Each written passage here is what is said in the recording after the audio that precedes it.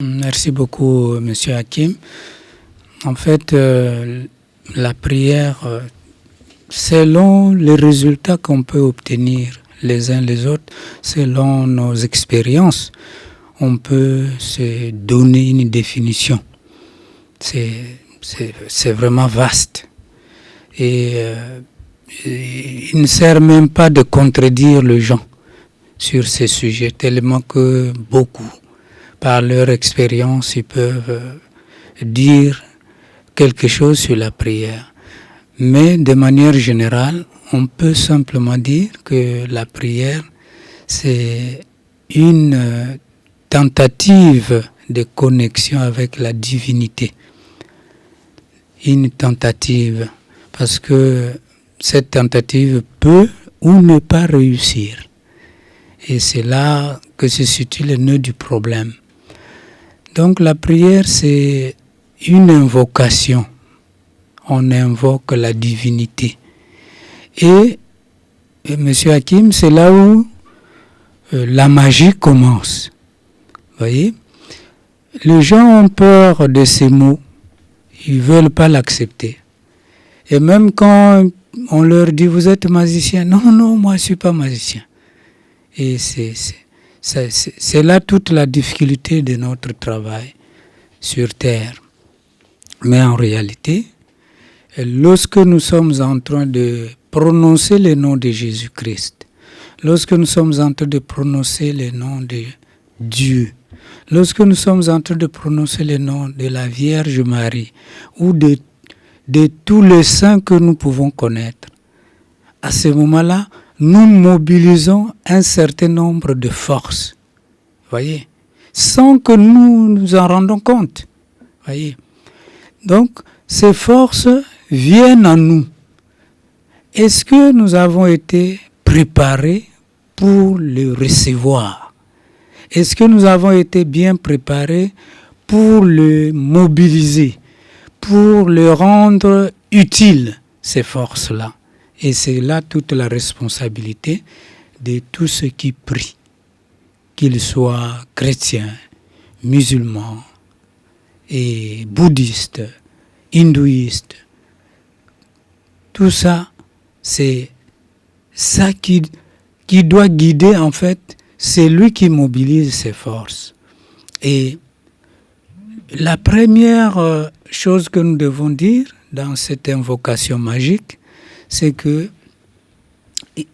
il y a un certain nombre de savoirs, de savoir-faire et même de savoir-être qu'il faut mobiliser. Monsieur Hakim, vous allez me poser la question de savoir, oh mais, Monsieur Dufresne, vous pensez que tout le monde qui prie connaît ces savoirs-là dont vous êtes en train de nous dire? Je dis oui et non. Mais il y en a qui ont un savoir inné. Par leur expérience. On peut aller au village, on trouve des gens qui prient réellement et qui ont aussi des bons résultats. Voyez? Mais la seule différence entre les uns et les autres, c'est l'efficacité de ce qui est fait. Et lorsqu'on connaît, là nous entrons dans le cadre maintenant de connaissance des lois. Parce que Dieu a mis en place un univers qui fonctionne bien. Mais pour que cet univers fonctionne bien, il a mis aussi des principes et des lois qu'il faut devoir respecter pour arriver au résultat. Bon, certains arrivent au résultat en ignorant, entre guillemets, ces lois, c'est-à-dire qu'ils ne peuvent pas les énoncer, mais ils les mobilisent instantanément. Ce qu'on appelle le savoir empirique, voyez. Mais il est bien d'apprendre pour savoir mobiliser ces forces dont je venais de parler tout à l'heure. Donc la connaissance des lois, c'est une chose importante. Mais aussi, il faut savoir qu'est-ce que l'on doit demander à la divinité, voyez. Et bon, tout à l'heure vous avez dit, bon, monsieur Untel, est-ce que vous vous portez bien? Oui, par la grâce de Dieu. Voyez. Donc, on peut se faire une idée de cette réponse. On peut se faire une idée et se donner une certaine ligne de conduite. Voyez? Donc, le but de la prière, c'est quoi? Voilà. Donc, le premier but, c'est reconnaître que Dieu est la seule source de puissance dans laquelle nous avons le mouvement, la vie et l'être. D'abord ça. Et lorsque nous reconnaissons ça, donc, nous pouvons adorer la divinité. Voyez? Nous pouvons louer cette divinité par des chants, par des remerciements. Et tout ça, ça fait du bien. Mais le problème, c'est là où nos frères qui pensent qu'ils ne croient pas en Dieu deviennent athées. Hein? Pourquoi? Parce que ceux qui croient en Dieu ont tendance de regarder le ciel, les nuages, voyez? Et eux, ils en profitent pour dire, mais qu'est-ce que vous regardez en haut là-bas? Vous croyez que Dieu est là-bas? Mais Dieu n'existe pas. En fait, ils pouvaient seulement dire que commencez d'abord par mettre de l'ordre au-dedans de vous. Parce qu'il y a l'esprit. Donc, vous devez d'abord vous connecter avec votre propre esprit intérieur, qui est le principe, si vous voulez, supérieur. Et le corps et tout ce que nous voyons autour de ce corps, comme dit la Bible, c'est des instruments nécessaires pour se connecter à notre esprit, mais ça ne va pas hériter le royaume des cieux, la chair et le sang. Mais cela ne veut pas dire qu'il faut négliger ça. Il faut vraiment que cet instrument, comme j'ai parlé de connexion au départ, doit être capable de se connecter avec la divinité qui est en nous. Et c'est là tous les problèmes aussi. Voyez, qu'est-ce qu'il faut demander? Oui, quand on sait qu'il faut vraiment reconnaître qu'il y a une divinité en nous, alors il faut nécessairement arriver à demander, à développer nos talents. C'est important. Voyez, à développer le courage, par exemple, à être vraiment utile pour l'humanité. Pas seulement pour les Congolais, mais pour l'humanité tout entière. Et c'est en cela que lorsque cela est vraiment clair dans notre esprit, lorsque cela, c'est vraiment sincère, alors toute la magie se déclenche vers le résultat que nous voulons atteindre. Si notre demande est sincère, alors, quand nous allons faire l'inventaire de nos talents, alors il arrivera un moment, on pourra dire, je vais prier pour le développement de ces talents-là. Voyez? J'ai cité le courage. Mais on peut être seulement flatté, sinon déterminé à être un bon orateur, pour pouvoir faire passer le message, les grandes valeurs, être l'amoureux de la vérité. Voyez? Et tout ça, c'est des engagements sincères que l'on prend. Et en cela, vous constatez, M. Hakim, qu'on écarte les demandes qui n'ont rien à voir avec le développement de l'âme. Donc les demandes matérielles. Le voyage, l'argent, je ne sais quoi. Oui, on n'exclut pas de voyager, on n'exclut pas d'avoir de l'argent. Mais ça, c'est prier et travailler. C'est par le travail. Parce que Dieu nous a donné une nature brute. Et c'est à l'homme de la transformer. Voyez? Mais les chrétiens font l'inverse. Ils attendent tout de Dieu, alors que tout a été déjà donné. Voyez? Et ça devient quelque chose de négatif, M. Hakim. Donc, on prie pour développer nos talents, donc les grands buts pour lesquels nous sommes venus sur Terre, on doit les découvrir, mais à cela, il faut travailler. Et en travaillant, on devient utile à l'humanité. L'argent que l'on cherche, on l'aura par le travail. Le voyage que l'on cherche, on l'aura par des buts bien définis et on n'a pas besoin d'aller se prosterner devant un homme de Dieu pour ça. Alors, monsieur Diffrim Osungama, en peu de temps, vous avez essayé d'étayer, peut-être aborder la première partie sur la prière. Ce que j'ai retenu, c'est une tentative de connexion avec Dieu. C'est l'invocation d'une divinité ou des divinités. S'il s'agirait que je vous pose une question, qui doit-on prier? Mais les chrétiens savent qu'ils prient Dieu.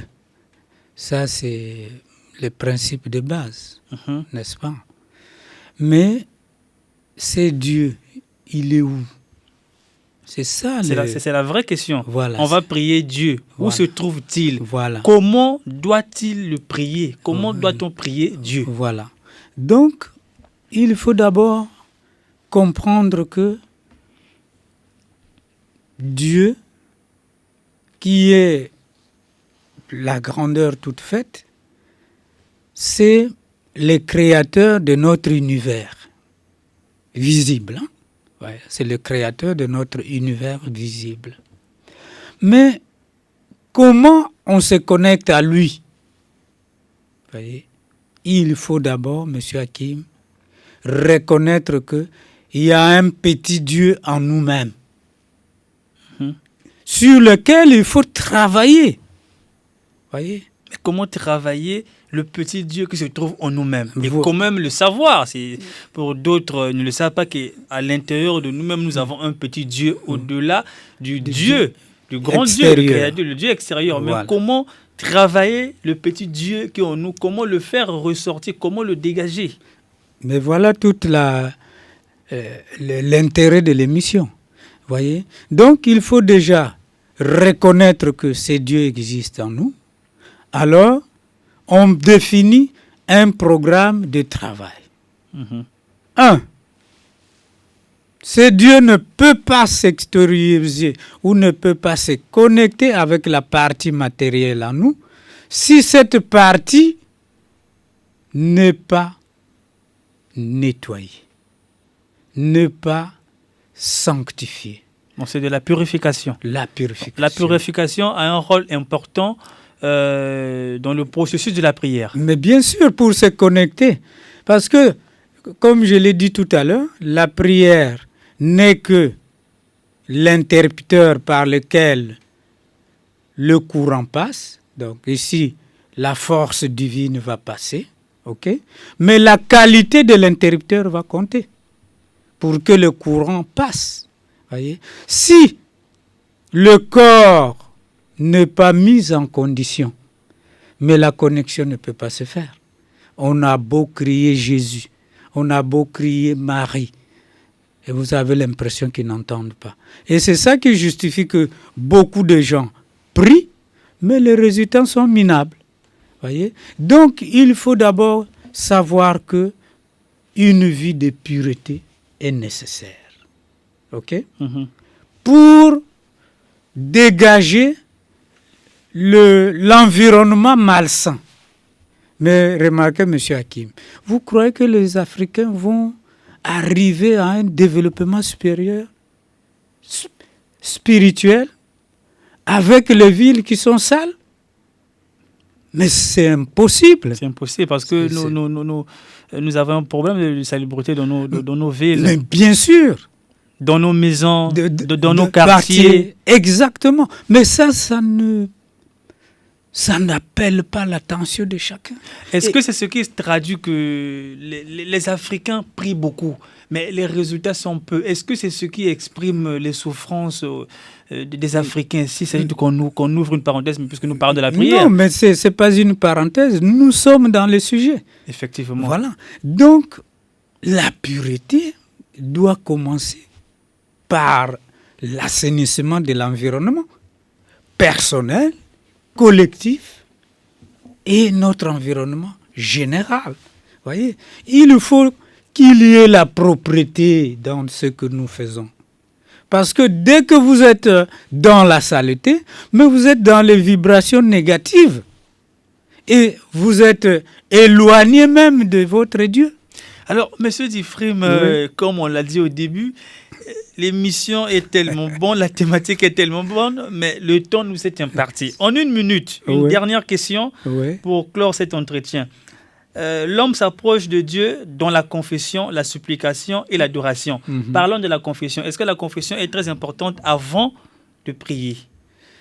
C'est-à-dire que c'est tel que nous l'avons appris, on allait se confesser chez le prêtre. Ok? Mais en réalité, c'est sur son autel qu'il faut se confesser. Voilà. L'autel des holocaustes. C'est-à-dire qu'il faut se débarrasser des mauvais sentiments, de la colère, de la jalousie, la haine, le tribalisme, le racisme. Tout ça, c'est des obstacles à cette connexion avec la divinité. Voyez? Donc, il faut ce travail. Comme dit la Bible, il faut se faire violence. Voyez? Avec soi-même. Avec soi-même. Il faut d'abord quitter la mauvaise alimentation qui vous éloigne de la divinité. Monsieur Diffrim Osungama, on met un terme à cet entretien sur la thématique portant sur la prière. Et j'espère que prochainement, on va poursuivre la même thématique, mais cette fois-ci, on parlera aussi de la concentration et la méditation si possible. Alors, s'il s'agit de donner un contact peut-être pour vous joindre... merci beaucoup, Monsieur Hakim. Donc, nous sommes au 06 664 86 87 et au 04 483 92 90.